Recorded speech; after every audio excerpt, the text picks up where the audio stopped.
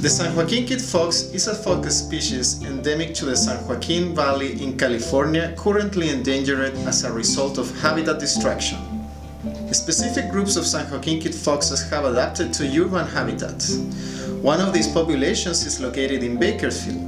This population was considered stable, however, in 2013, a sarcoptic mange outbreak triggered these foxes, reducing the number of resident individuals.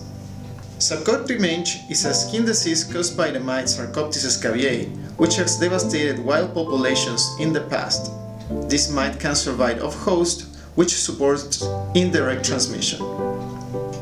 The San Joaquin kit fox is a den-dwelling species. Contact between individuals of different family groups are rare, but members of different families will occupy the same dens intermittently. If off-host mites remained infected within dens, they could support intra-family fox-to-fox transmission, but dens could also drive inter-family transmission if susceptible individuals from different families occupy them while they are contaminated.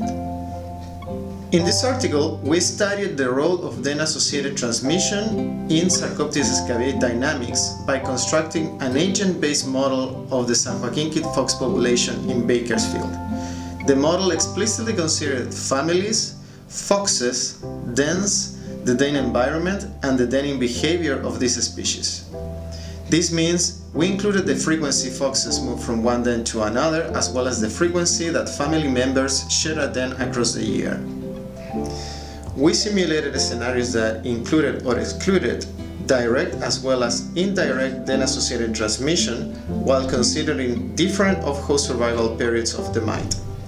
Simulations showed that den-associated transmission significantly increases the chances for the mite to spread, to establish, and to persist, although sometimes scenarios without den-associated transmission could also drive relevant sarcoptic mange outbreaks. Current results are in agreement with previous research supporting indirect transmission of sarcoptic mange and the relationship between den use and the transmission of this disease, and they provide a further understanding of one of the critical questions established in the past: what role does the burrow play in sarcoptic mange transmission?